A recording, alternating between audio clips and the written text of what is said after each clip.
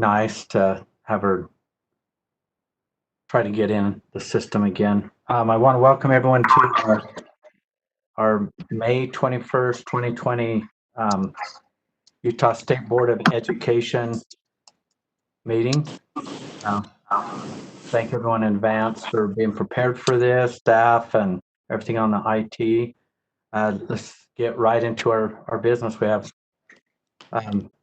pretty big agenda, a couple items that are, well, one particular item that's really huge. So let's just dive into it right now. So first up is the superintendent's report. Turn this over to Superintendent Dixon. Thank you, Chair Huntsman. Good afternoon, everybody. I'm going to keep my remarks brief, but I want to focus on where we are at in thinking about the way forward. I've had a number of emails. I'm sure you've had emails, calls, and texts to ask about where we will be in the fall. And it's the number one question that I get. Are we going back to school? And then question number two is, what does that look like? So I want to give you an update of communication that has been sent out to our LEA heads, and that is this. We're planning on supporting our schools in every way possible to be ready to get ready. I can hear feedback. Remember, Belknap, I think you need to mute your mic.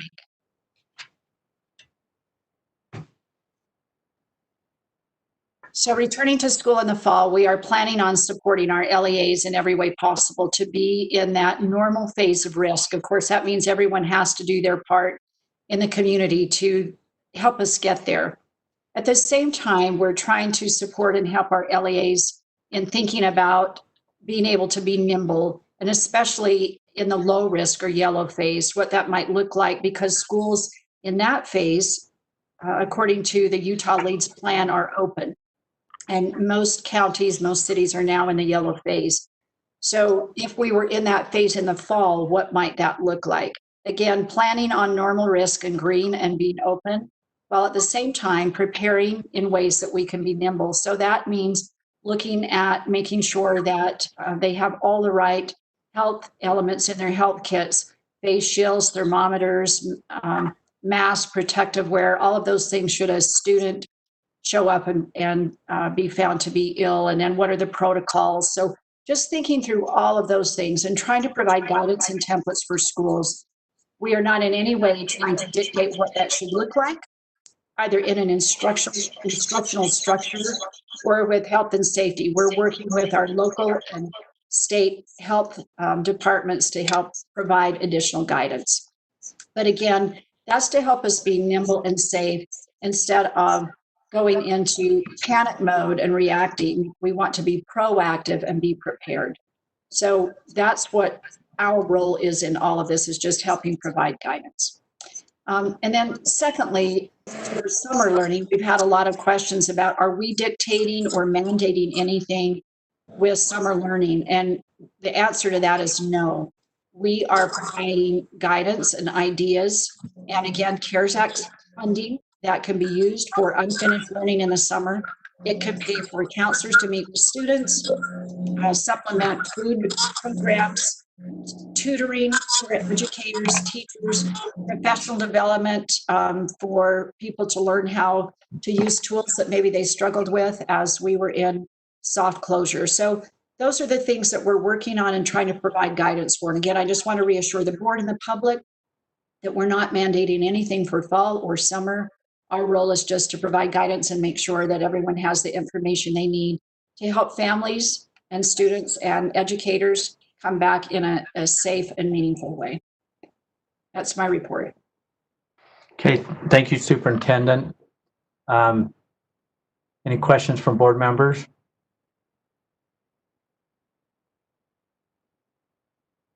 Vice Chair Cummins, I'm not seeing any hands. I'm not seeing even the. Board Member Lear has a hand.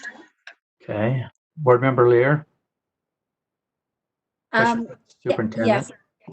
I have a question for the superintendent. Can I ask her? You bet.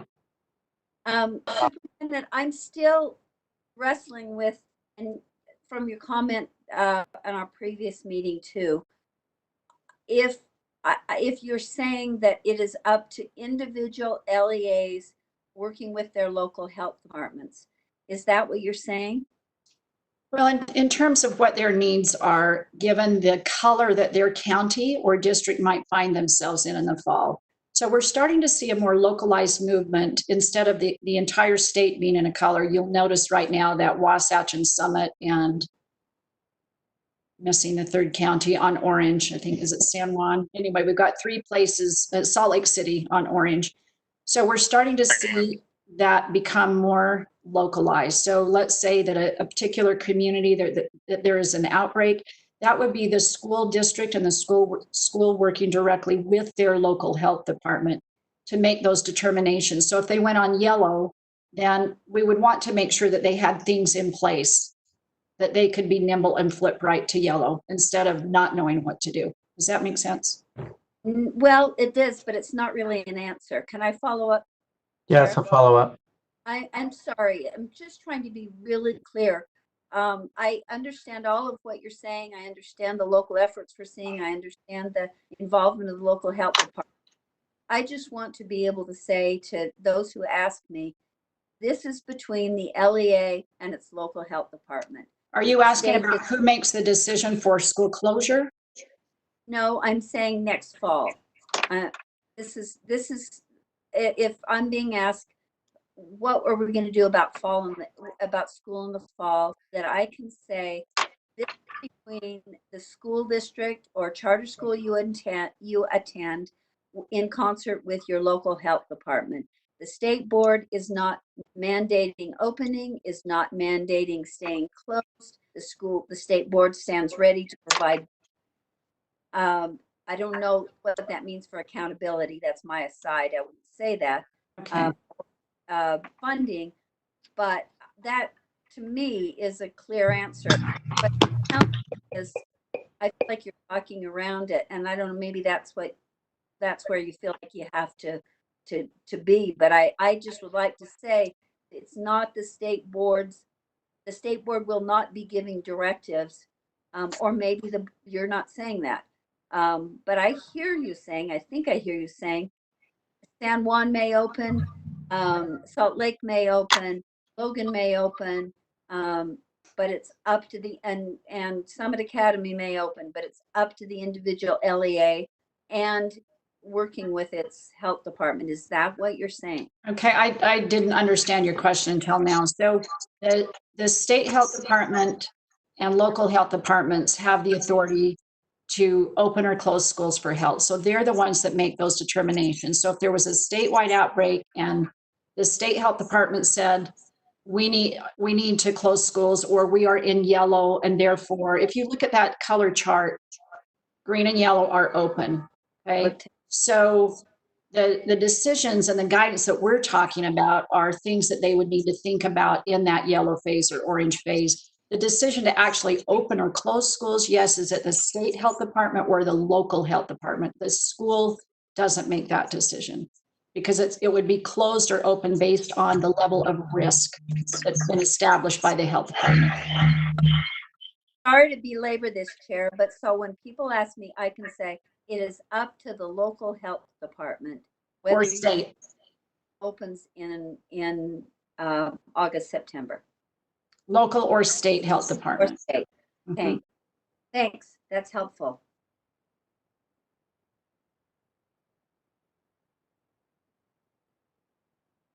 Okay, thank you. Any other? And I have lost, I have visual, but I can't see any hands. I don't know if that's who took control of the screen or something, but I'm There are no other hands, Chair. okay.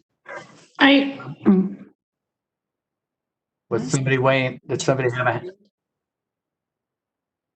Haven't I always been clear that it's the health department that makes the Okay, decision? all right. Well, next, we'll just keep moving this along until I can see who the participants are. And so, but Brittany, you might have to be the one that calls that on the voting. I can't even vote. I don't see a Board- space. Okay. Board Member Bolter has her hand up. Okay, Member Bolter?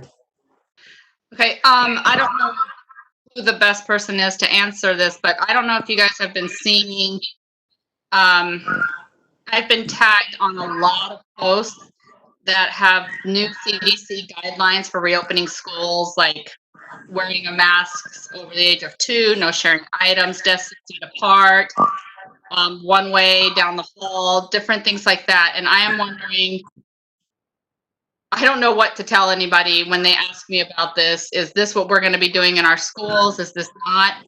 Is it go back to the same thing, superintendent, that it's between the local school district and the health department as to what guidelines they're following?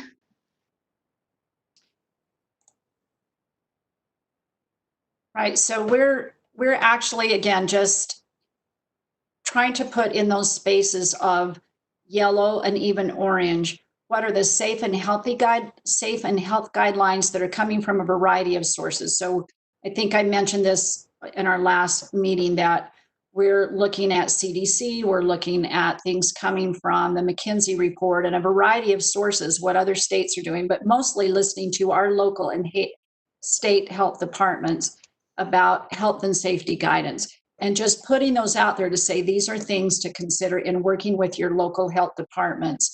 So some of it is regardless of the phase that we're in, how to prepare and keep schools clean, and needing hand sanitizer and updated thermometers, those kinds of things. Again, if we are coming back in a yellow phase, if that's locally determined or determined as a whole state that we need to be in a yellow or orange phase, what does that look like? What are some possibilities? So we're just trying to provide guidance that they're asking for of what some possibilities could be like. And that, you're absolutely right, Board Member Bolter, that has been somehow put out into social media and other places, that we're demanding that there are all these models that kids are coming back to school in, and that has never been our direction. It's just to think about, if you can only have so many kids in a building, or if you're trying to social distance, or, what are some things you could think about? So we know that schools are way out ahead of us. They're already trying to plan and look at different models. And again, hoping for normal risk and green and planning on that, but having a contingency plan in the background. Thank you. Yeah, thanks for asking the question. Board Member Earl, excuse me. Yes, Board Member Earl has a hand. Board Member Earl, I'm not sure if I'm muted or not. Am I even in? Am I can hear- unmuted? Can you hear me? Yes, we can hear you, Board Member Earl, and we can hear you, Chair Huntsman. Okay. So I just have two questions. One, yellow guidelines, it does say more detailed operational guidance will be provided by the State Board of Education. That's something that we will be working on in our next meeting, maybe? Or when will we begin the work on that? That operational guidance. Yeah, so that's something we're already working on and hope to bring to you by next board meeting for sure. Okay, and I know you guys have been busy this last week. There's been a lot going on. Just another question. So do we have clear outlines as to, we will move from this to this based on it? When we initially started this, it was based on the need for preparation. And it feels like we're moving into this mode of whatever's considered an outbreak. And I'm not sure what the definition of that is. So maybe if someone knows that definition of an outbreak, I guess that moves us from one color code to the next, instead of the ability of an area to be prepared for helping community members. So if your question is, I hear two parts of that, kind of who makes that decision and what are the factors in making that decision? So there are definitely some factors that they look at, and I can go back in and research the Utah Leads 2.0. I think there's some stuff embedded in there about how they move from risk to risk. I also want to point out, though, that this was kind of embedded in your question. Take a large district like Granite, for example. Right now, there have been some family outbreaks in a couple of places in West Valley. So let's say that in that particular area of Granite District, they might find their schools in one status, maybe yellow or orange in a particular place in the district, while in other places they could be fully open and green. So I think that's where this is the question I think that board members Lear and Bolter had as well. It's sort of embedded in this context matters. So working with local health departments, they can identify and look at tracing patterns and risk factors. I do believe they have some factors as well about like the 1-to-1 spread. How far out is that? Meaning that one person has made contact with a variety of people, and so the possibility of spread. They look at all sorts. They're like 5 or 6 factors. So I can try and get those for you and summarize and push it out to you all. But those are definitely part of their decision making, not ours. Okay. Did I answer your question? Yeah, I'm just wondering, I guess I'm just trying to balance out in my mind, once again, the stability going into next year and what to plan on. Specifically, how frequently do we see us moving into those other areas and going out of the green? And that somewhat answered that as far as, do we, anyways, I guess, yeah. So, yeah. If I were to make a statement about the answer, I would just say if everyone will do their part, we can get to green. That prevention goes a long way and is really important, but we also want to make sure that our schools in the fall have prevention measures in place as well, with washing procedures and hand sanitizer. And we know that the schools have been working really hard while they've been closed down to really sanitize everything and get prepared for kiddos to come back.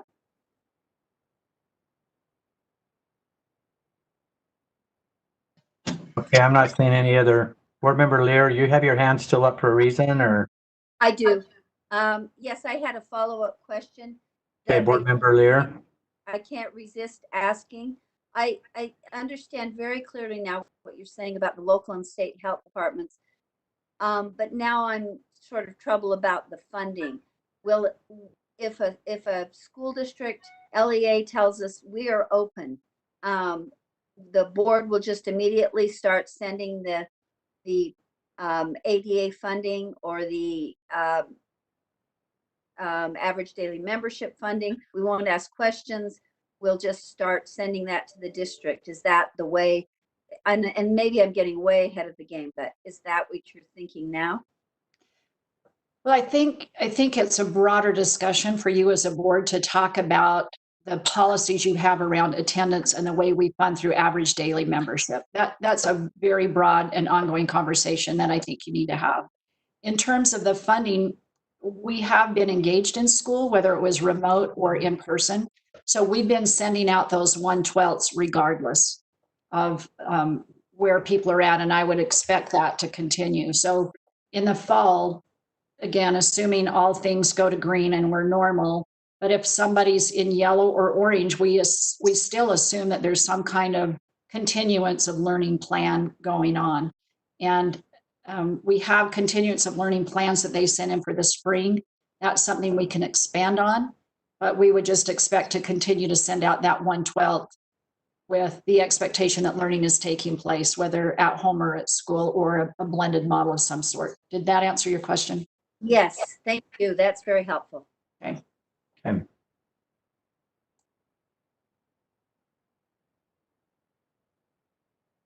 Thank you. I was just checking all the hands. All right. Thank you, Superintendent. I'm sure we've got more to follow on this particular subject, especially as we're getting ready for school to start. We've got a bunch of rules that we have in place that we've kind of we've did some changes here in this last month, and I'm sure we're going to have additional changes to rules as we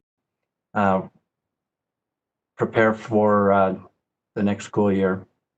Okay, next on our agenda, would like to invite Assistant Superintendent Darren Nielsen to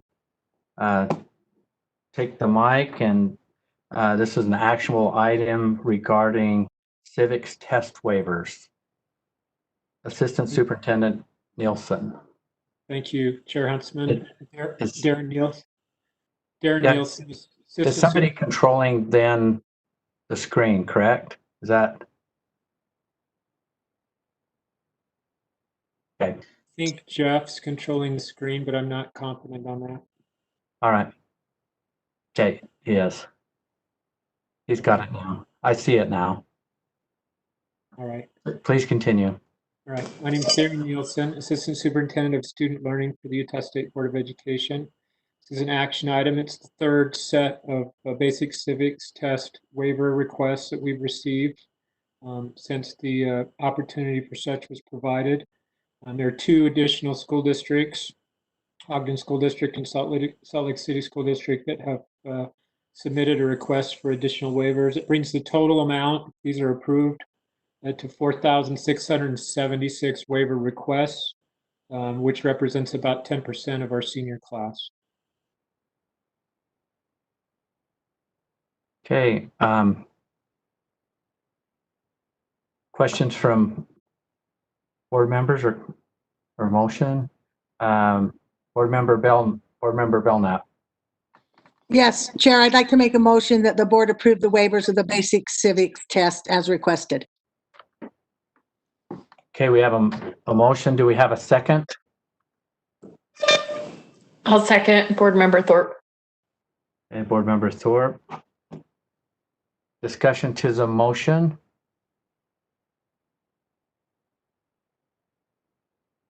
Seeing none. The motion before the board is that the board approve the waivers of the basic civics test as requested.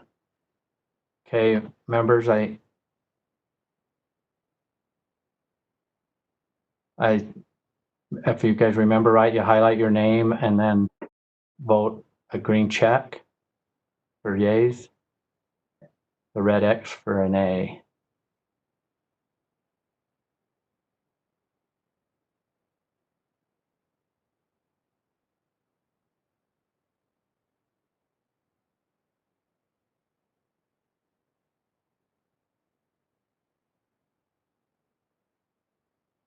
It appears the voting is unanimous, and is that what you're seeing, Vice Chair Cummins? Yes. Okay, voting is unanimous. The motion carries.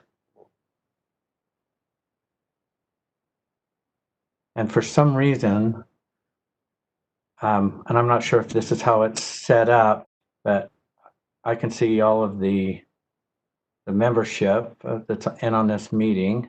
Okay, oh, and then we need to undo our checks too before we move on to the next subject. But what I'm not seeing is what the presenter's paying, but I can go to that, but then I'll have a little lag when we jump to the voting piece, so I won't be able to see. I can't see both at the same time for some reason. I ask for your patience. Okay. Next, we don't have any waivers at this, waivers from board rule at this time, so we're going to move to the next actionable item. This is the fiscal year 21 education budget. Just a little background on this. As many of you are aware, that we've been asked by the legislature, public ed appropriations, to take the base budget. Well, first of all the new monies are off the table from the last legislative session, but we were to take our base budget and create three scenarios: a 2% reduction, a 5% reduction, and a 10%. And they've asked for this, and at this time they don't know exactly their budget shortfalls for this next year, and so they've asked for these three scenarios, and they've asked them for them in preparation for the May 27th public education appropriation meeting. And so there'll be quite a bit of discussion there, and then they will move their recommendations to legislative appropriations committee. And the challenge that we've had before us is we still today, and we're going to be making decisions today, we still don't really know for sure what our budget shortfalls will be. And so again, in today's effort is to take the base budget and make recommendations on the 2%, 5%, and 10%. Your leadership, USBE leadership, we've asked our staff, the superintendent and staff, to kind of dive into this a little bit, and well, they dove into it a lot, looking at a lot of programs, and have a recommendation for us, in which we'll start our discussion. Before we get to any discussion, I've asked the superintendent to brief the board on these recommendations and how they came to be, and the work that's there. And before I forget, hopefully I won't, I want to thank, amongst everything else that's been going on in public education, the good work staff has done and the many hours that they've had in deliberation and working through this recommendation. So Superintendent, have you take the helm here and brief the board on this activity. Thank you, Chair Huntsman. I've been saying quite publicly that we really experienced whiplash. I appreciate the way that Chair Huntsman teed all of us up with a background. We all remember standing in the rotunda getting ready to celebrate our good fortune of a banner year of education funding. While we can always use more, it was certainly a banner year of $403 million in new money. And we, along with you as the board, have been advocating for new programs and all of these great things that we were so excited to start working with our LEAs on implementing, leadership and mental health and all these great things that you've prioritized. So we were cheering and excited, and then within 24 hours, everything flipped on us. And as we've watched the economy slide during that time, we were anticipating that we would not see some of those new things come to pass. And it's been very difficult to just have to tuck all of that funding, hopes and dreams aside. Doesn't mean we can't continue on with some of the work, but just tucking that vision that we had aside for a minute in terms of how we would use new funding. And now we're at the point where we are really taking some cuts that feel literally like, I call them 2% thinking about a flesh wound, where we have to do some patchwork, cutting the flesh to the point where it might take stitches. And then with 10%, it feels like cutting into the bone. So that's the drama of celebrating going into this medical triage of now trying to mitigate budgets, and knowing that whether it's from the flesh or into the bone, all will scar, and how long will it take us to recover from that? So we had that kind of backdrop with us and said we need a process by which to take on this 2%, 5%, and 10%. Part of it was historical, and I know that Board Member Cannon and Board Member Lear were certainly around when we had to make some decisions at the last recession. And at that time, we were kind of just told to take a certain percentage out of everything. And we didn't really get to make decisions based on principles of equity or on thinking about what would be least harmful to kiddos or teachers. And so we took time to take pause and say, what is a framework that we can use with some decision making in order to do our work to help you as a board make your decisions? And we never went into it feeling like we had decision-making power, but we knew that we needed to give you a framework based on the direction we were given, and we were given this by the legislative leadership through the fiscal analysts, the LFAs. So we were tasked with making 2%, 5%, and 10% recommendations. And by we, that is you as a board. So our work and our framework really started with thinking about what is essential, that if we take this away, it will feel like going into the bone. And then the opposite of that, kind of thinking of what is maybe duplicative, that at this time it's unnecessary. It might be helpful down the road, but maybe there's something that we can let go of because it's duplicative. And then in the middle, kind of these two spaces where we were thinking about right below essential is it's been very helpful, but maybe not absolutely essential at this time. Maybe we can get by with it without it for a year or two. And then right below that, what has been nice to have, but maybe we don't have as much data on it. So that's kind of the continuum by which we started thinking about the work. There are also some things in the document that is in backup that you're using that at the time we also use this frame of thinking about trying to protect the WPU. That's the most flexible spending we could think of for LEAs, and we know that that gets into personnel and other issues. So we were also trying to really avoid diving into the WPU. So there might be some things on the list that you may wonder why we made a choice or put it in a certain place.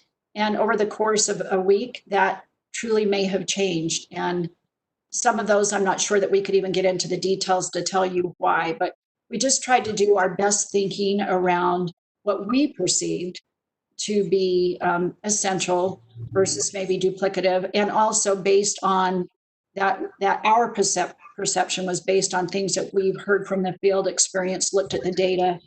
And so we just put that out there for you as a starting place. So now we lay this in your hands to do the heavy lifting and make decisions and have discussions about what you will recommend to the Public Education Appropriations Committee as outlined by Chair Huntsman. With that, Chair Huntsman, I'll turn it back to you. Okay, thank you, Superintendent. And I might also add that, a little bit more to the discussion of also, as we've asked staff to get into this space, they've also been very mindful of our strategic plan and our goals, also in moving forward, which, it's very challenging times. I also, in an effort to manage board members' expectations, we will be meeting with Public Ed Approps on the 27th. We also have a board meeting right after that, where what comes out of Public Ed Approach, we certainly will have an opportunity to have a dialogue and some other discussion regarding their recommendations. We'll also have another board meeting the following week, which is our normally scheduled board meeting. And I've been informed that as the awareness of funding and some of these things come before the legislature, that we will still have opportunities to weigh in. So we'll do this work, but my point is that our work most likely isn't going to be, this isn't it. As the session gets started up and a reality kind of comes to us, a better reality of exactly what the funding opportunity will be before us. So just keep that in mind there. I apologize because I can't do multiple screens here. So I apologize for the pause.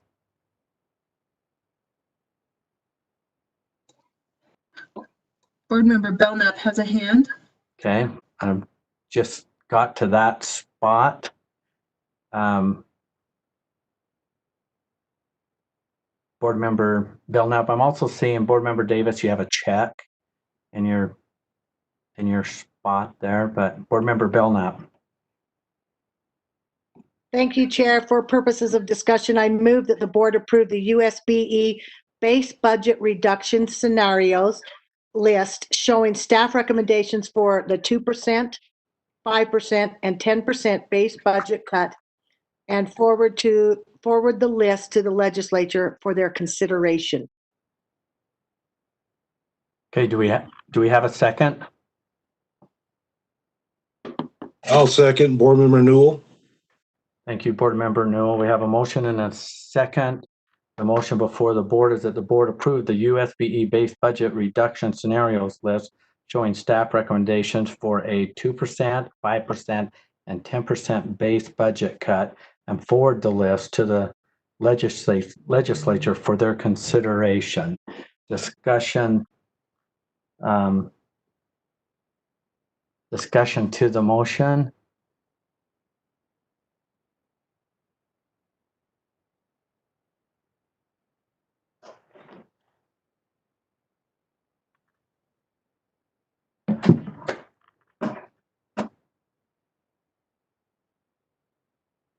I'm just scanning the hands here. Did I see something from Board Member Haynes?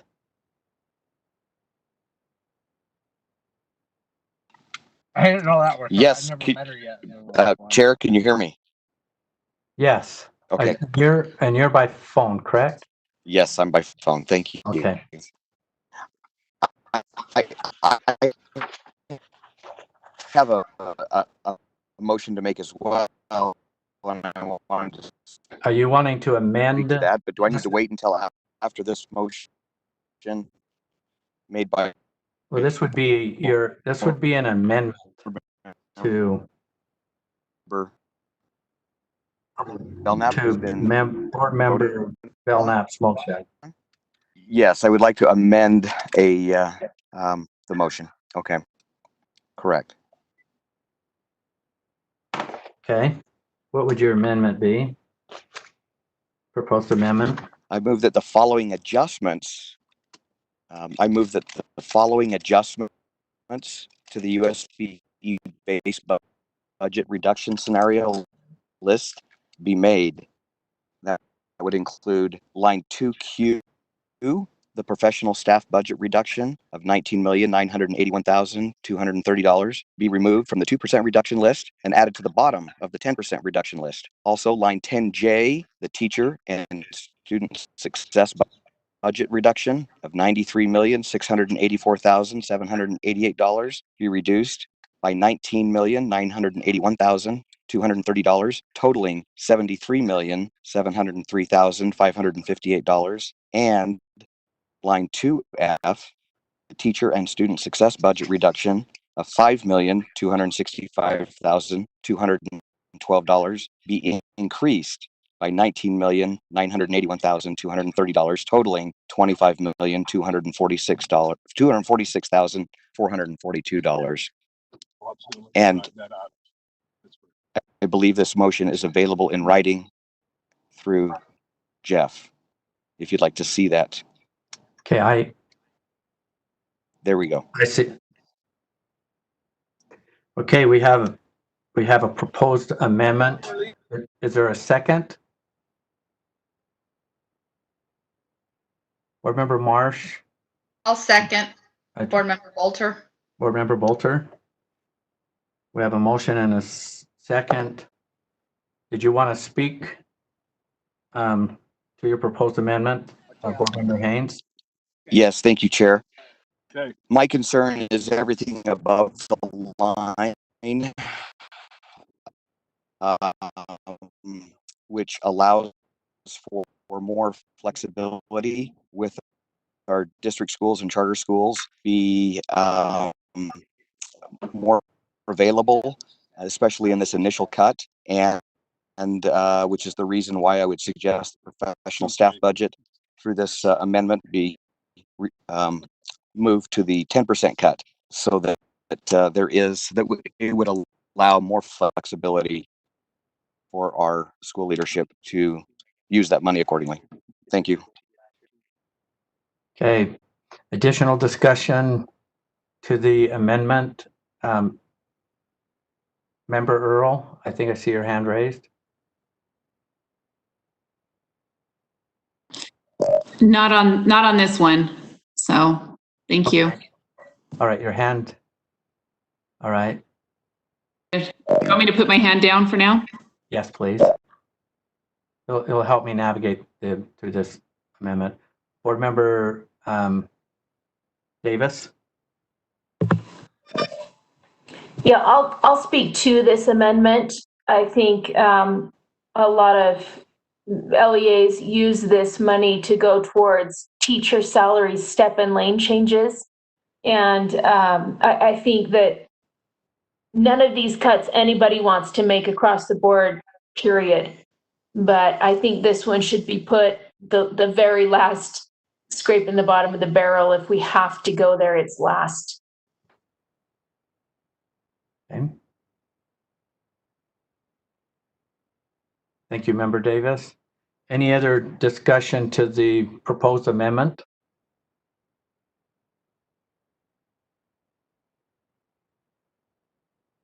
Okay, seeing none, we're gonna vote. The proposed amendment to the motion is that the following adjustments to the USBE base budget reduction scenario list will be line 2Q, the professional staff budget reductions of $19,981,230 be removed from the 2% reduction list and added to the bottom of the 10% reduction list. Line 10J, the teacher and student success budget reduction of $93,684,788 be reduced by $19,981,230, or see, $19,981,230 totaling $73,703,558. And line 2F, the teacher and student success budget reduction of $5,265,212 be increased by $19,981,230, totaling $25,246,442. Did this all go into a vote?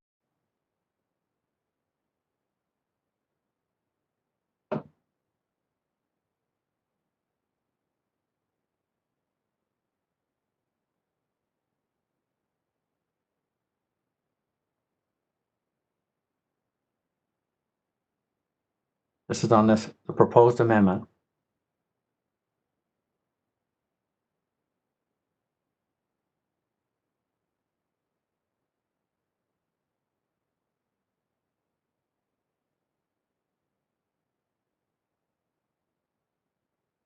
Vice Chair Cummings, it seems like we're missing one vote.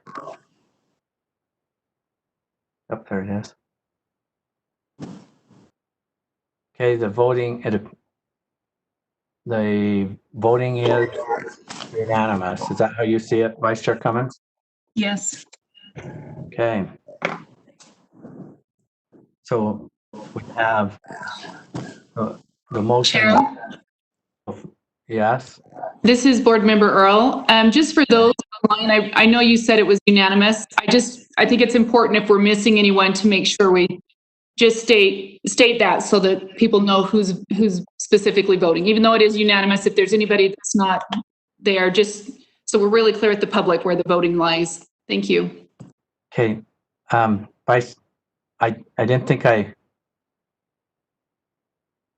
Vice Chair Cummings, did I miss anybody's vote on that last one? I didn't think I did. No. Okay. All right. Thank you. So we have Chair Huntsman, I Yeah. just maybe speaking to Jenny Earlstein, the only board member who's absent today is Board Member Scott Nielsen. So his vote isn't included. So that would just go for every vote from here on out. okay. Well, thank you. Okay, so we have a motion that is now amended. Is there any other discussion to this motion?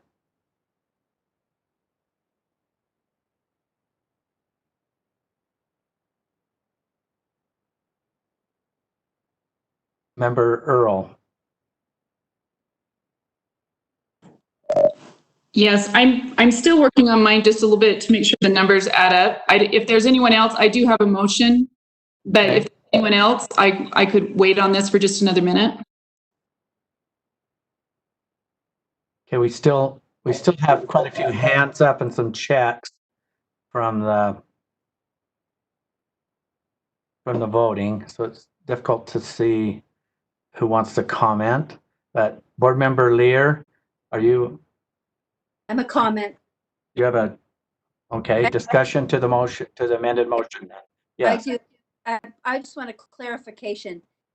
These are not really decisions the board's making. These are recommendations to That is the correct. legislature. Isn't that accurate? you are correct. These are recommendations. And then what Just they wanna- do with them is what they normally do with them. They take them under advisement and they make their decision at public ed appropriations, and then they pass that forward. I just, That's it. Yes. it was very important to me to note that these are recommendations by the board. The board doesn't have the authority or responsibility to make the decisions. Okay, and we're also doing this because we were asked to do it in an effort to be prepared to help the legislation be prepared for what they're going to be doing here in the next month. So, okay,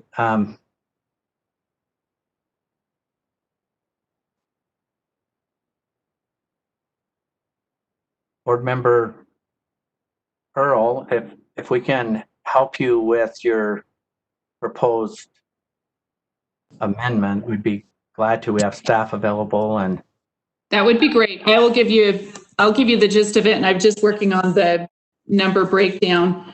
So on line 2G, which is the charter school local replacement formula lag.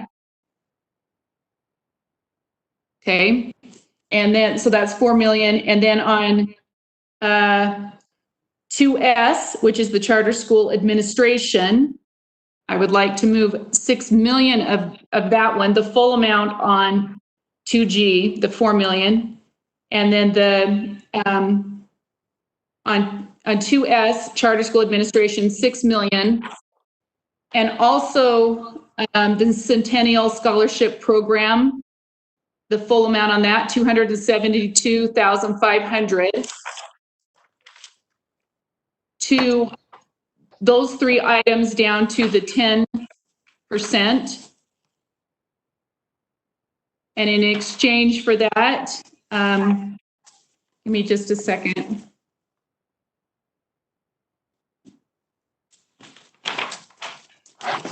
For the class reduction, where that is located, if someone can help me with that.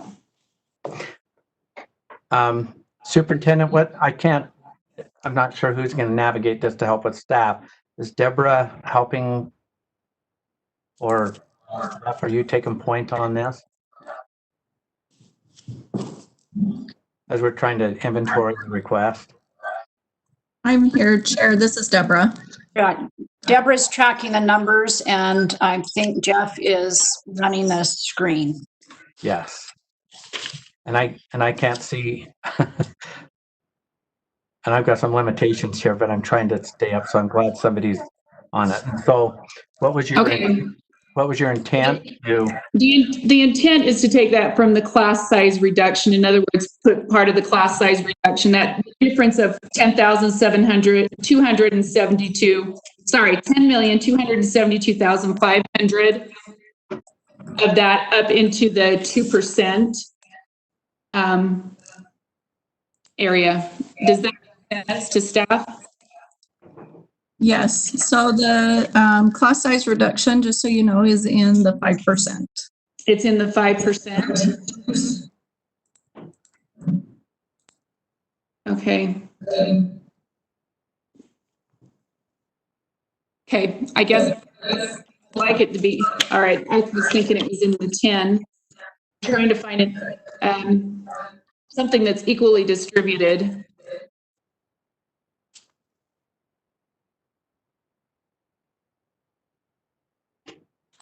Sorry. I apologize. I was getting lots of information this morning, so.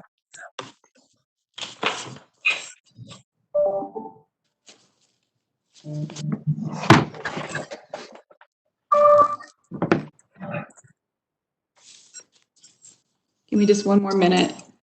Okay.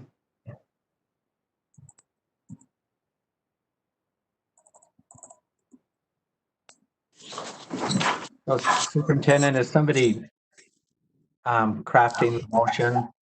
There's reference 2G, 2F, and those dollars. And oh, there you go. Thank you.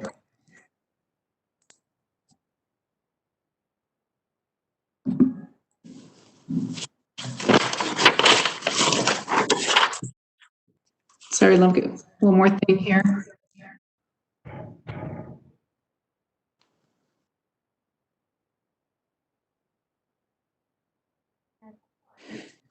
Yeah, I guess I would rather it be down in the 10, but I'm trying to find something that creates an equal distribution of impact across various entities.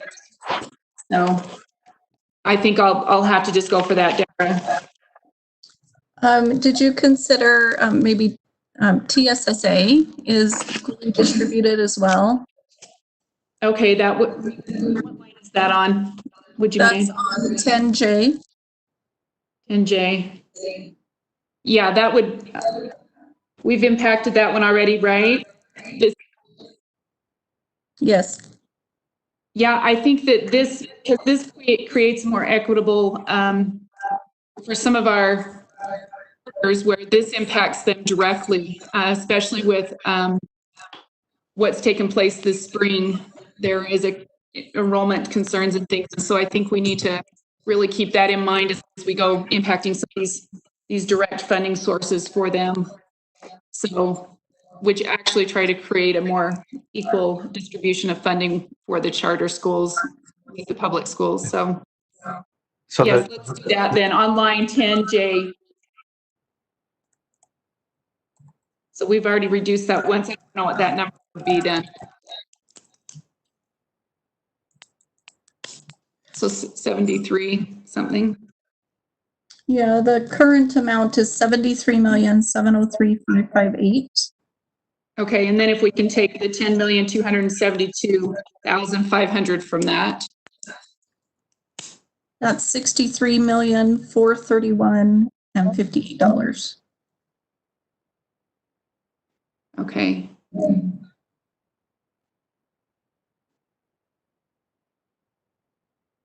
So we have a motion. Is there a, do you have more to your motion? No, that's it. That's all. Is there a second to Member Earl's motion?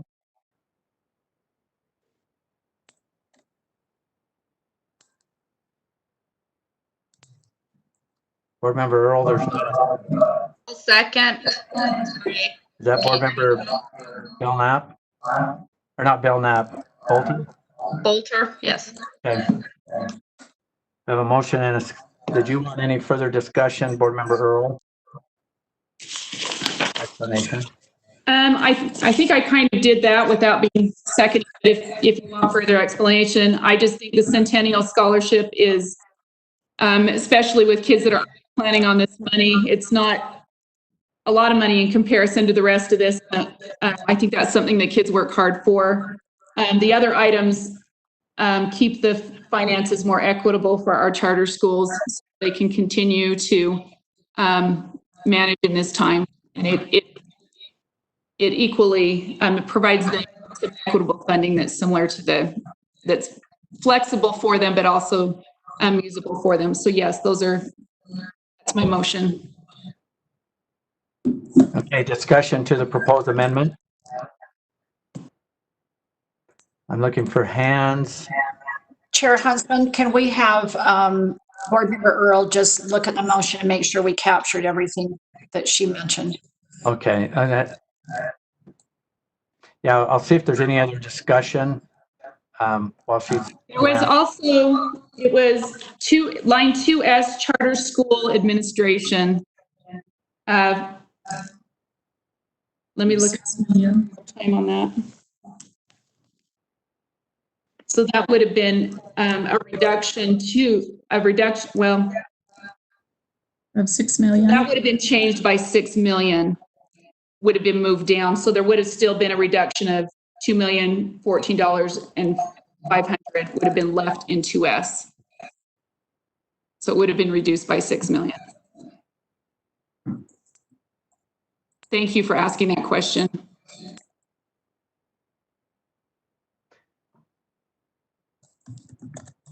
Okay, I think that motion, we'll go to discussion with the motion. I thought I saw Board Member Belknap's hand. I have to switch my screen out to get to that. Is there hands up to Vice Chair Cummins to speak? Yes, Board Member Belknap. Okay, thank you. Board Member Belknap. Thank you, Chair. I would like to split these items so that we could vote on the Centennial one separate from the charter school ones, So you want a motion to divide? please. Is there a second to divide? I'll second the divide.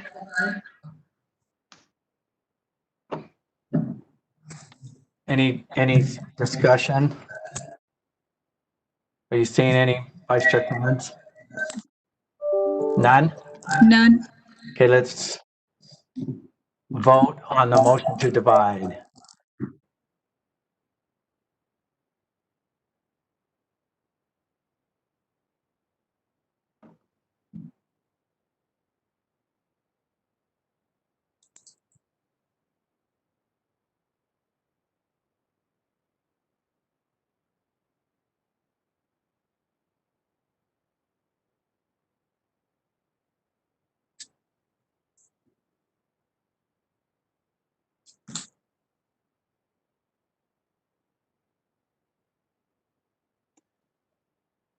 Board members Lear, Haynes, and Marsh don't have their vote cast yet.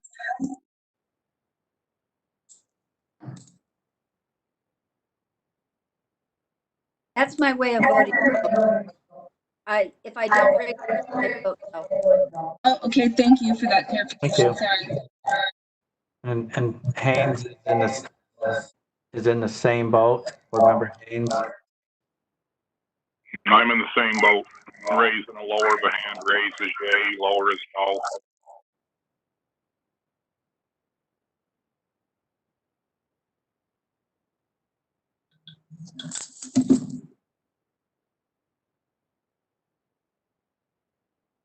Okay, the voting's completed. The motion carries with the no votes being Board Member Marsh, Board Member Haynes. Hold it. Okay, hold it. Don't take them all off yet, folks. Okay, Board Member Lear. Did I get that correct, Mr. Cummins? And Board Member Scott Nielsen isn't with us today. Correct. The no votes are Board Member Marsh, Newell, and Lear. Okay, so there's a motion to divide. And it passes. Okay. So with the proposed amendments, we're going to take one of them separately. So make sure let's do the top one or the first one. Chair. No. Chair, Yes. my motion to divide was to keep the charter school ones together and move the Centennial Scholarship to its own. That's correct. Thank you. So there's two different. Yes, there's two. Here we go. So if we move that So the proposed amendment to the motion is to move a portion of line 2G charter school local replacement totaling 4 million to the 10% reduction list. Move a portion of line 2S charter school administration totaling 6 million to the 10% reduction list. And then it would be, if we divide this, then it would be to move to increase line 2Q teacher and student success by how much to make that difference? It would be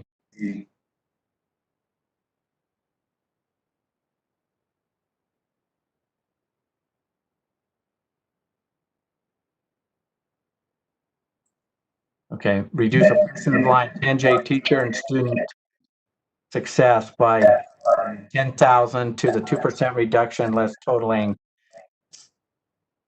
not 10,000, 10 million to the 2% reduction list totaling 63,703,558 dollars.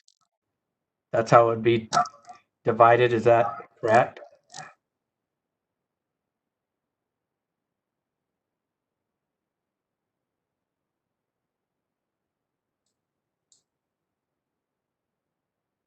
Any comment?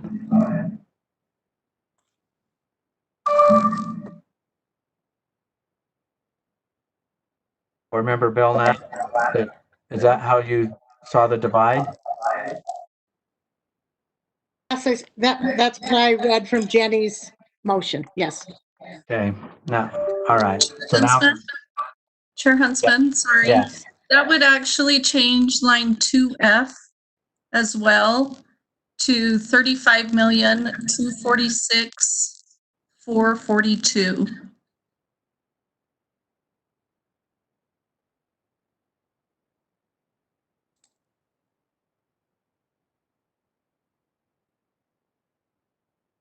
okay. I'm looking at the math. Deborah, your Excel spreadsheet, so the math would be correct here? Yes, The way the split motion is? yes. Okay, so the split motion, the first part of it is to move a portion of line 2G charter school local replacement totaling $4 million to the 10% reduction list. Move a portion of line 2S charter school administration totaling $6 million to the 10% reduction list.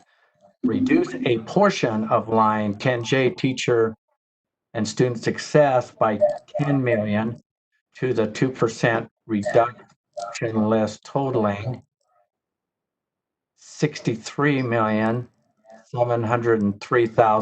$63,703,558.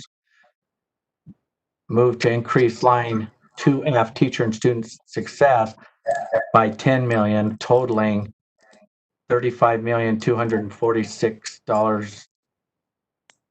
$35,246,442. Okay, discussion to the motion. I'll have to, is there any discussion to the motion?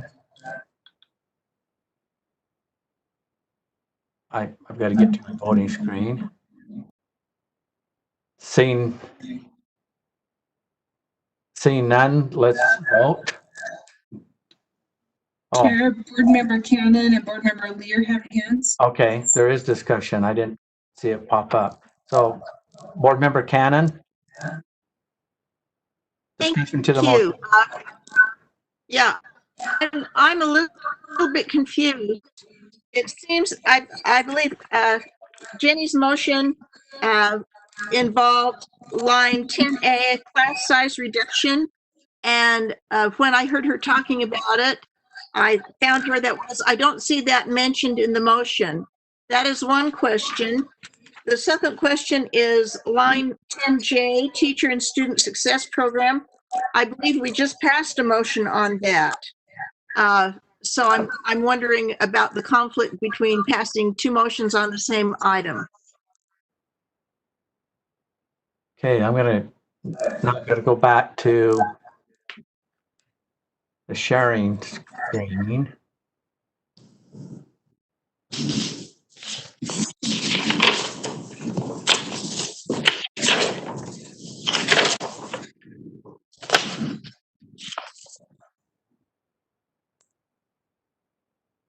So, board member Earl.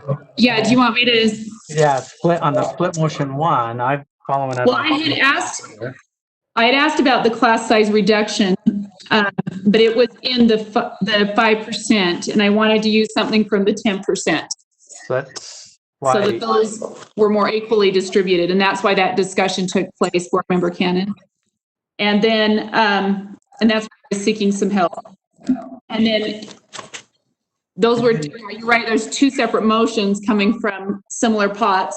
The Student Success Program is equally used through the school system. And so I was wanting to find something that was from the 10 that was equally dispersed. So that's the reason for that. I think Board Member Cannon, one of your questions was, is there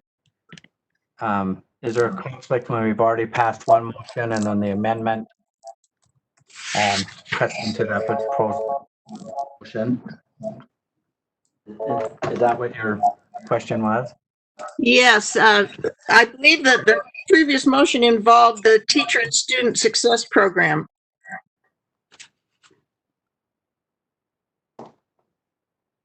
Yes, and I mean, maybe we can go to Robert's rules on this. Maybe Ms. Lorraine can weigh in, but when we've been doing our budgeting and working on budgets through that process, I'm not seeing a conflict, but Ms. Lorraine, do you see a conflict?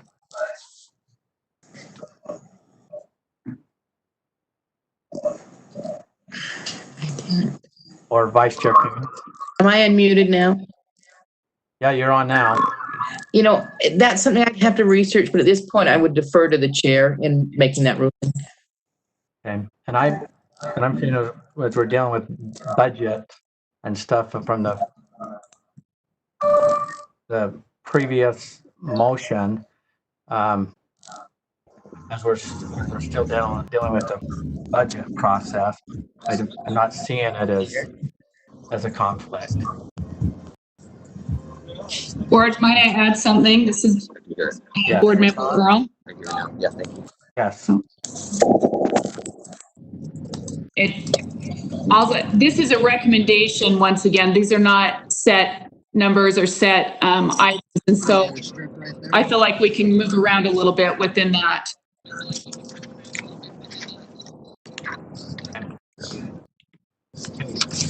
Further discussion.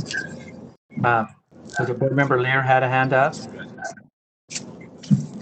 My question was answered in discussion. I couldn't hear Board Member Lear. Her question was answered, Chair. Board Member Belknap has a hand now. Okay, Board Member Belknap. Member Belknap. Thank you. I just wanted to make a comment that there are cuts being had all over, and they're not equitable necessarily across the board. There are cuts, for example, being done to building supply money, which doesn't hit the charter schools.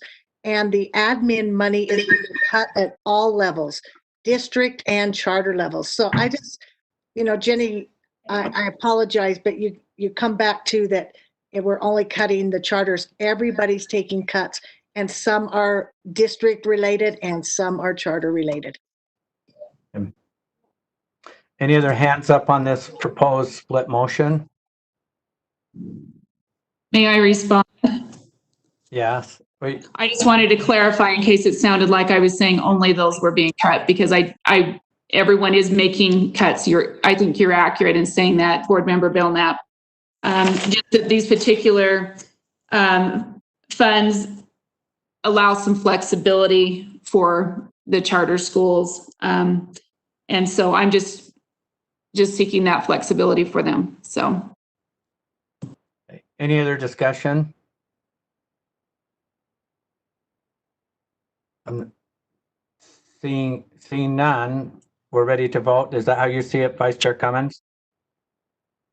This is Board Member Cannon. Can I ask another question? Yes. I'd like to direct this this question to Board Member Earl and see if she could maybe enlighten me a little bit. Tell me what you feel the value of moving these items to the 10% reduction list brings. Does that in some way protect the equity from being on the 10% reduction list versus the 2% and 5%? Board Member Earl, would you like to respond? Yes, I think it does. I think it still puts it out there as a possibility, but it allows it to be moved further down before it gets impacted. So that's just simply the case on that.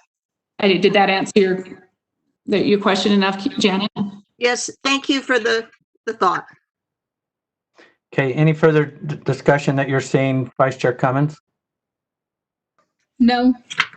Okay, we're going to vote on this. The proposed amendment, and this is the on the split motion. The first part is to move a portion of line 2G charter school local replacement totaling $4 million to the 10% reduction list.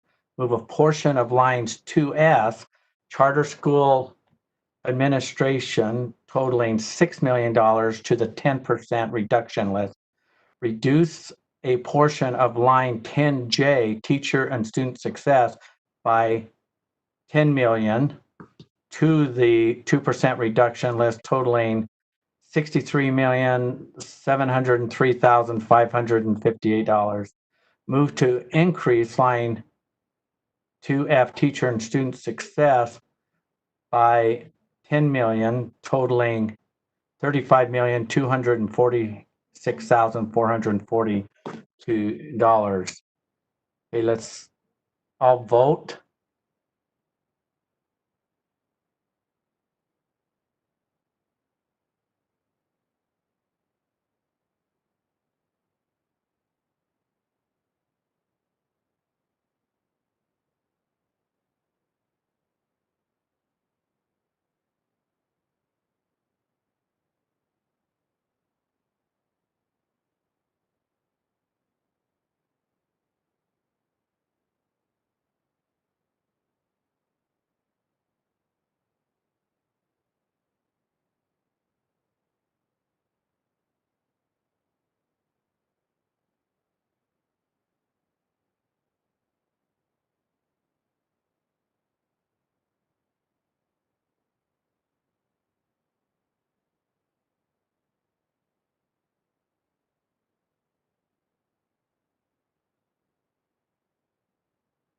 Okay, I believe the voting is finished. The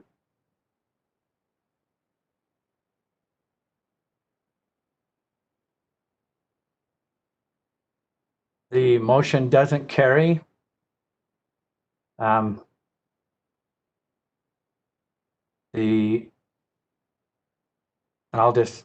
it's easier for me just to read through the list. Mark Huntsman was a nay. Vice Chair Cummins was a yes. Jenny Earl. Board Member Earl was a yes. Board Member Hanson, no. Board Member Thorpe, no. Board Member Gravitt, no. Board Member Belknap, no. Board Member Lear, no. Board Member Cannon, yes. Board Member Davis, yes. Board Member Newell, no. Board Member Haynes, no. Board Member Marsh, no. And Board Member Bolter, yes. So the motion doesn't carry. The second part of the split motion.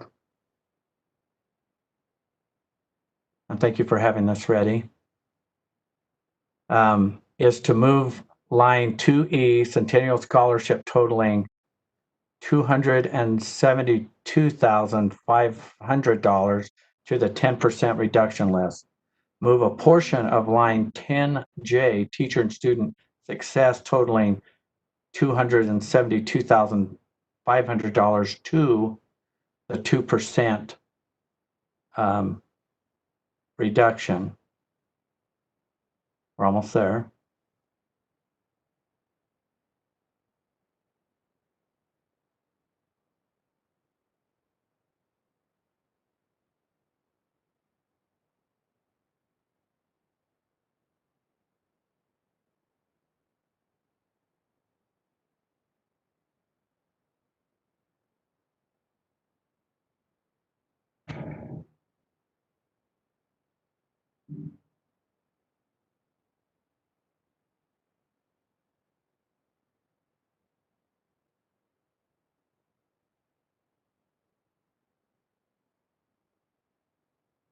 Looks like we're checking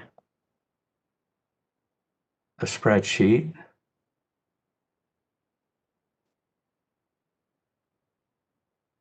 Okay, I'll restate the split motion. Move line 2E Centennial Scholarship totaling $272,500 to the 10% reduction list. Move a portion of line 10J Teacher and Student Success totaling $272,500 to the 2% reduction.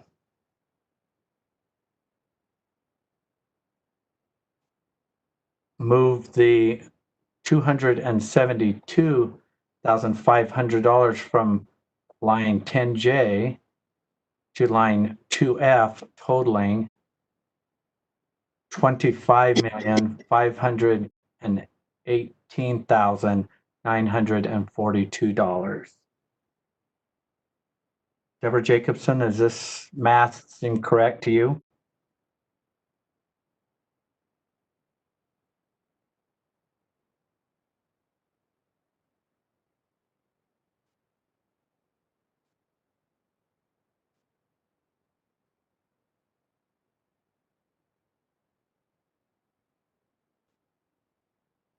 Deborah, are you on? Sorry, I couldn't get Oh, unmuted. sorry. I'm showing that since the other motion did not pass, that 10J should now be 63,431. Sorry, I'm on the wrong line.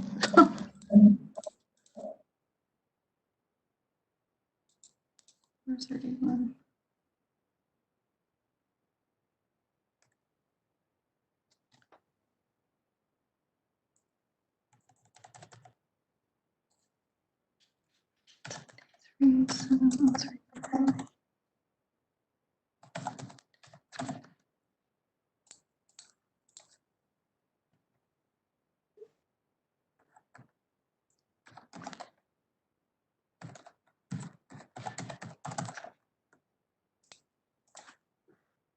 Okay, so line 10J should be 73,431,058.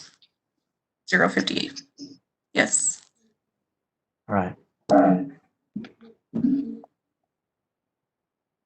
right. Okay, I'll read it again for those that might not be able to see this.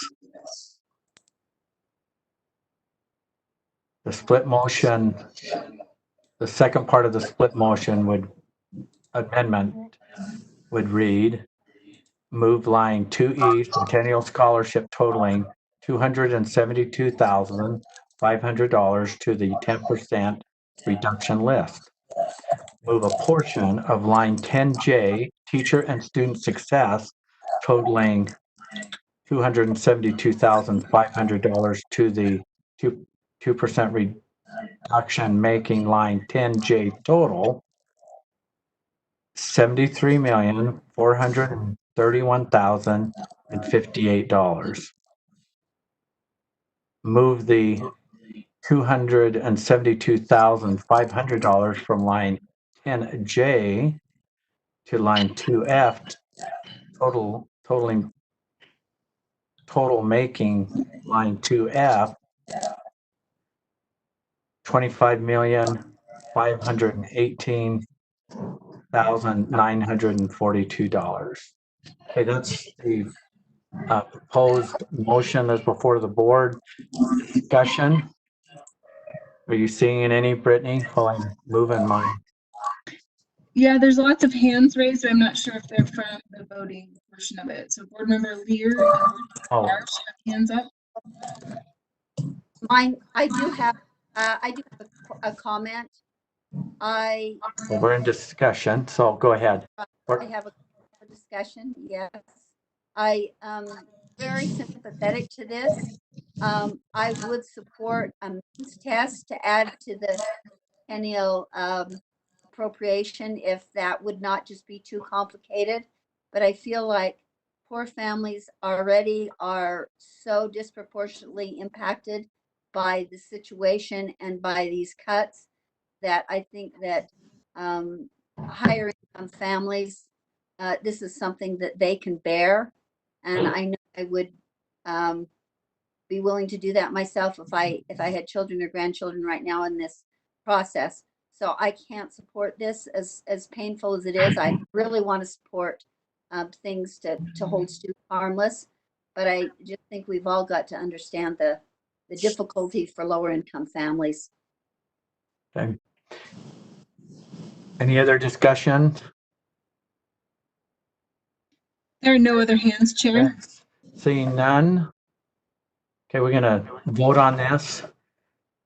The amendment, the amendment reads, move line 2E Centennial Scholarship totaling $272,500 to the 10% reduction list. Move a portion of line 10J Teacher and Student Success totaling $272,500 to the 2% reduction, making line 10J total $73,431,058. Move the $272,500 from line 10J to line 2F, totally making line 2F total $25,518,942. Okay, we're going to vote on this, so please vote.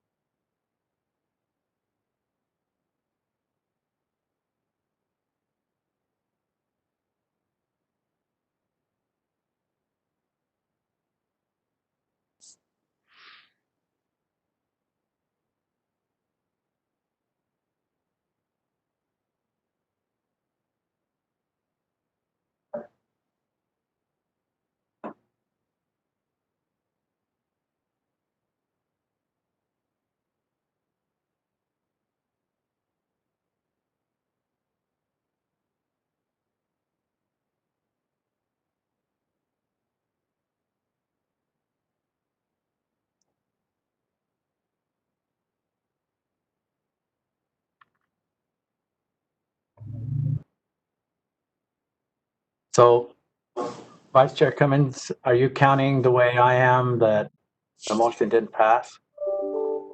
Correct.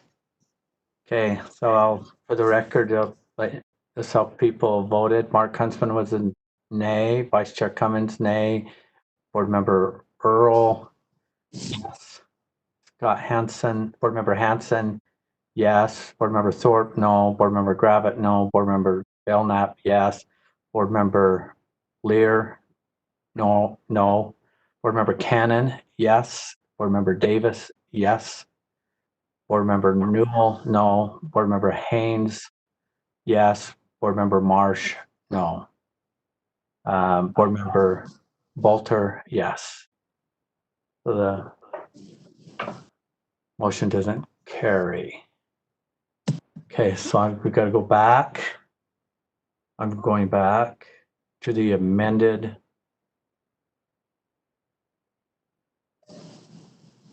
motion.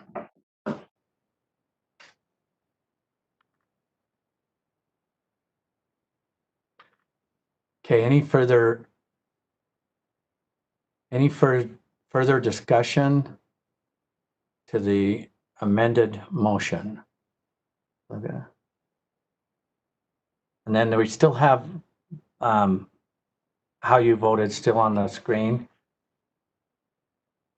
If you guys want to clear that off, I can't. Okay, I'm not seeing any other, or let's see. Vice Chair Cummins, I'm not seeing any other hands. Correct, I see no hands. Okay, we're gonna vote on the motion, the amended motion. So get ready to vote. I'm gonna try to restate it correctly. Maybe it's really easy to state. I believe it would read that the board approved the USBE base budget reduction scenarios list showing staff recommendations for a 2%, 5%, and 10% base budget cut and budget cut as amended. Or am I reading this right? Oh, no, I'm not, because I've got to stay right within the full motion. I'll restate it. The motion before the board is that the board approve the USBE base budget reduction scenarios list showing staff recommendations for a 2%, 5%, and a 10% base budget cut, and forward the list to the legislature for their consideration as amended. Ms. Lorraine, did I state that properly? That will do. Okay. All right, board members, at this time, ask you to vote.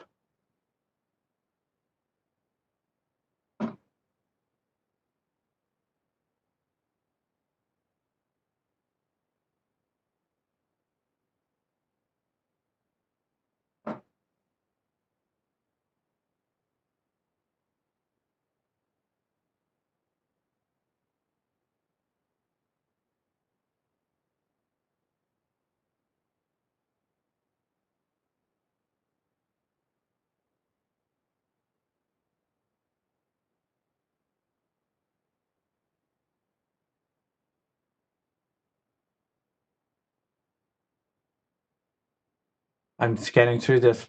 Board member Marsh, you've voted. Yes, I did. Okay, thank you, sir.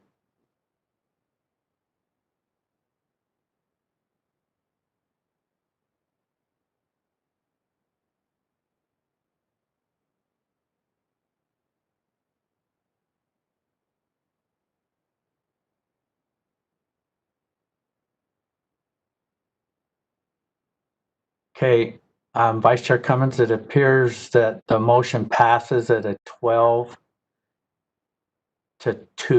vote. Is that how you see it? And again, board member Scott Nielsen isn't present. Correct.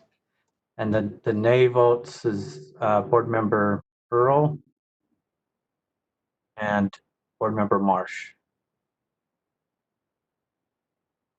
Mine was a yay vote. Okay. There we go. It's I stand corrected. Thank you. It's important to call these out. I see your hand now. It was blank before. I apologize. So the count is a 13-1 with one no vote on the motion, which was board member Earl. Okay, if I can get you guys to all clear your voting.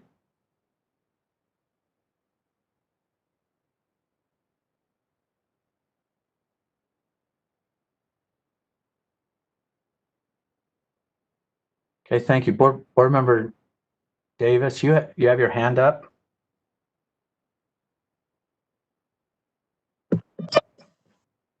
Yes, thank you. I wanted to make one more comment before you took the vote on that last motion and vote for the overall motion with a hope that as our staff continues to work with PEA and others, that we do keep in mind the comments that Board Member Earl made and also Board Member Belknap, that there are areas that are going to hit some charters disproportionately. There is some areas on this that are going to hit about 10 districts disproportionately. So having said that, I do have a motion on this same agenda item that's moving on to a new topic. I move that the board recommends that one-time money be used by the legislature for appropriating $4 million in one-time funds to enhance LEA financial systems as outlined in HB 67 from the 2020 general session, and I'd like to speak to the motion. Okay, well, let me get a second first. Do we have a second? Or Carol Lear. Board Member, was that? I didn't hear who that was. Lear, Board Member Lear.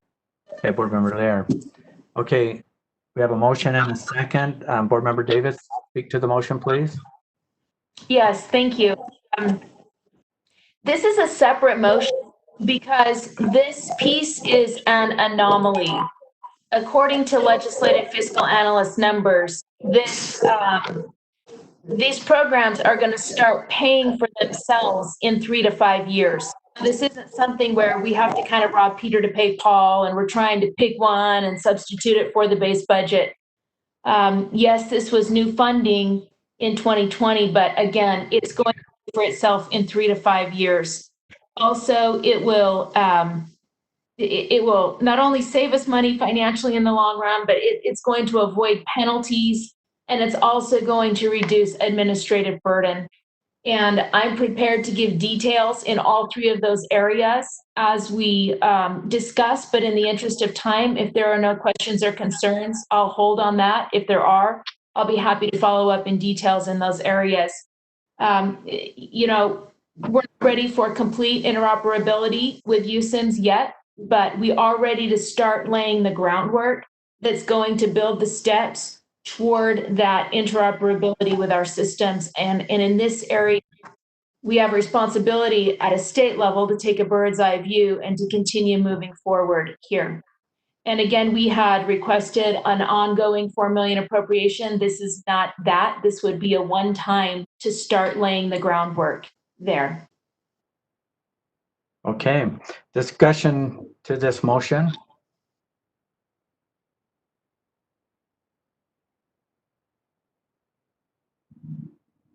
Vice Chair Cummings? I don't see any hands. I'm not seeing any hands.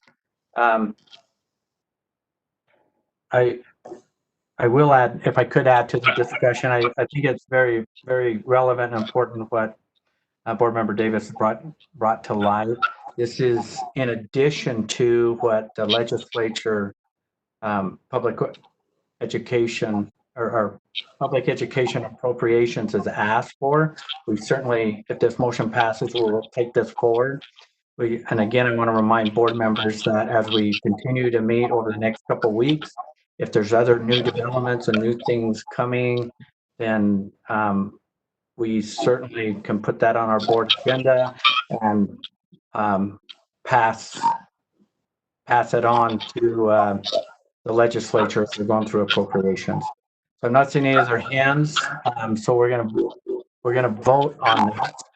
The motion before the board is that the board recommends that one-time money be used by the legislature for appropriating $4 million in one-time funds to enhance LEA financial systems as outlined in House Bill 67 from the 2020 general session.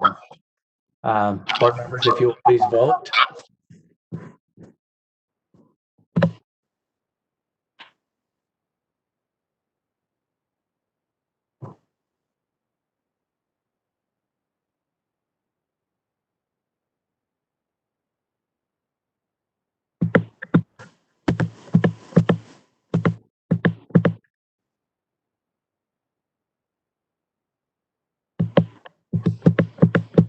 believe the voting is complete, and I'm seeing it as a unanimous vote. And again, Board Member Scott Nielsen is present. Is that how you see it, Vice Chair Cummins?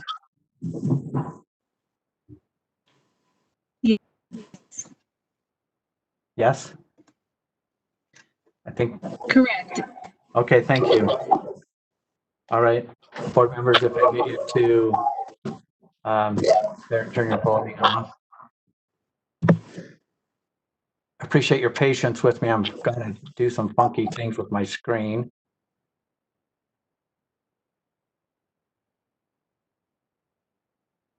Okay, board members, I want to thank you for your work on this particular topic. I know it isn't pleasant. And again, these are, again, recommendations that we will be taking to public ed appropriations. I'm feeling kind of bad here. Usually I have it pre-greased that I'm on my motion to go into, oh, here, no, it is pre-greased.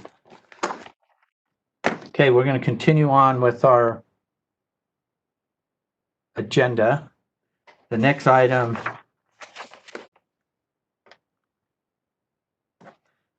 is that I'm seeking a motion to go into executive session for the purpose of discussing the character, professional competence, or physical or mental health of individuals and strategy on pending or reasonable imminent litigation. This is a voice vote. We won't be voting on your screen, so I'll be calling this out in roll call. And then when we're done with the roll call, then what we'll do is I'll have Vice Chair Cummins explain what we're doing here and going into executive session of how we navigate that. Board Member Belknap. Michelle moved, I second. Belknap? Oh, so who said yes to it? I did, Bolter. Bolter. Thank you. Second was Belknap. Okay. Roll call vote here. Member Belknap. Is that an aye? Member Bolter? Aye. Member Cannon?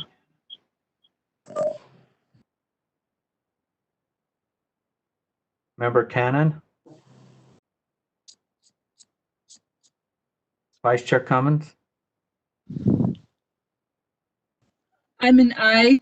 Just, Chair, Yes? there may be some board members who can't unmute themselves. So I don't know if you want to check with board member Cannon and Belknap, but I know board member Davis can't unmute herself as well. Aye. Belknap. Okay. Sorry. Bolter? Okay, and Cannon, did I hear Cannon? Yes, I'm an aye, but I couldn't unmute myself. Okay, Board Member Davis? Aye. Board Member Earl?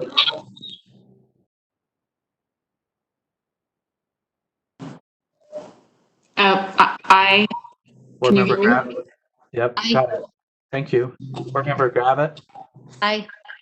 Board Member Hanson?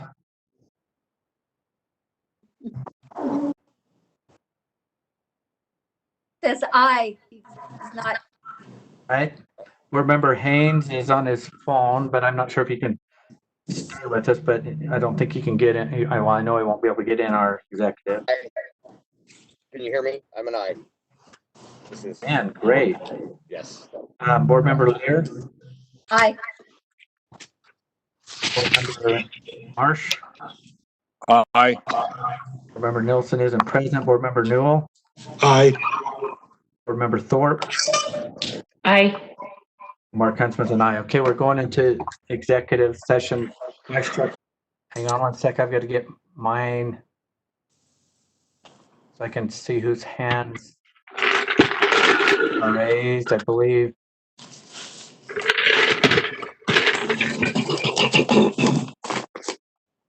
Okay, Board Member Davis?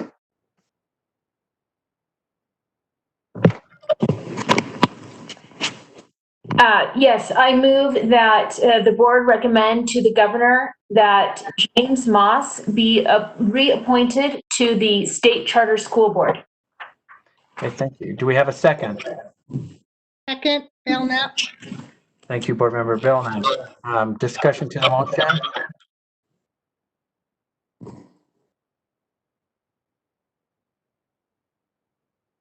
Board Member Hanson, is your hand raised for the discussion or?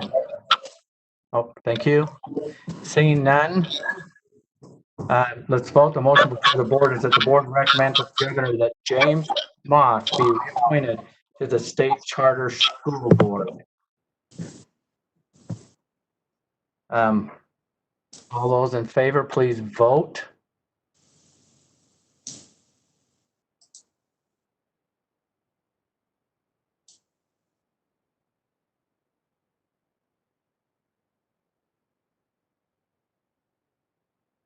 Is Board Member Earl still with us? Did she make it back in?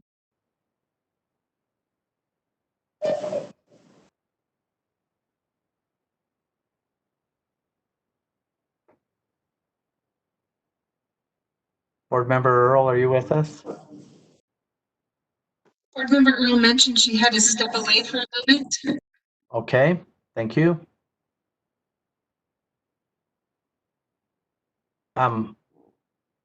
All the votes are in and it appears to be unanimous. Is that how you're seeing it, Vice Chair Cummins, with Scott Nelson not in the meeting and Board Member Earl stepped away? Correct. Okay, motion passes. Thank you. We'll get that taken care of. So we'll turn off all of our voting.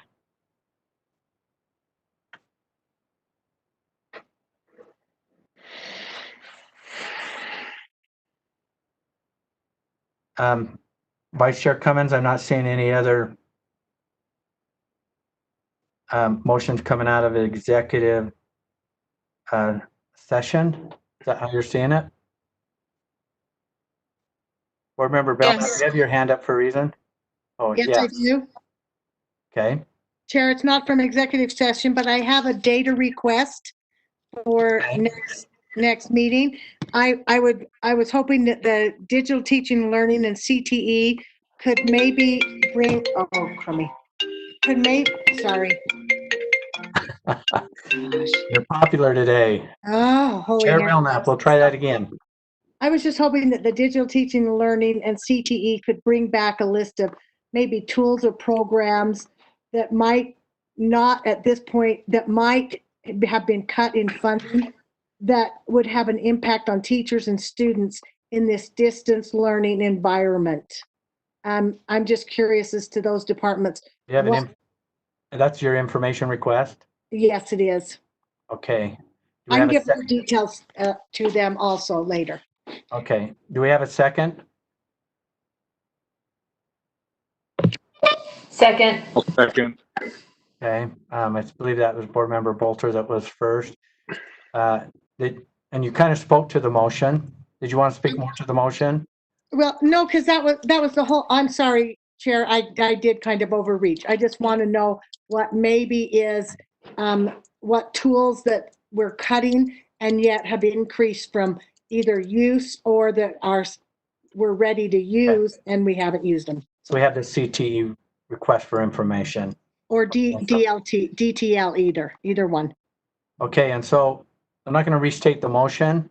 If board members have any other questions regarding CTE and information, we can still make that request in addition to Board Member Belknap. So we'll vote on that motion at this time. All those in favor of having that information come back to us, to the board, please vote.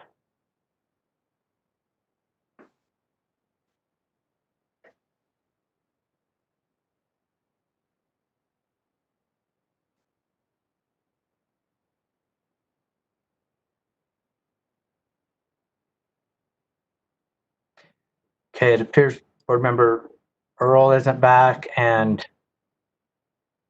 it appears the voting is unanimous. Is that how you see it, Vice Chair Cummins? Yes, Chair. But as a note for those that are absent, Mike Haynes, it appears, is also not present. He wasn't present for the last vote as well. Yeah, that's on. You are correct. Okay. Vote passes. Now we got to uncheck ourselves.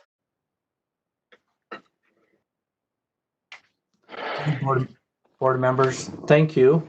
Our next board meeting is May 28th, and it'll be at 1 o'clock.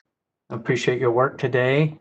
Board Member Lear, is your hand up for a reason? Oh, There you I go. thought Thank so. you. Damn, sorry. Appreciate it. Want to thank staff and all of those that have worked in preparation for this board meeting. I know this is a heavy lift. I appreciate the board members and their due diligence in looking at budgets and working through this real difficult request that was before us to take to public education appropriation. So thanks again for all your efforts and all those that supported us in making this meeting happen. There isn't anything left on our agenda. So at this time, this meeting is adjourned. Thank you. Thank you, Chair.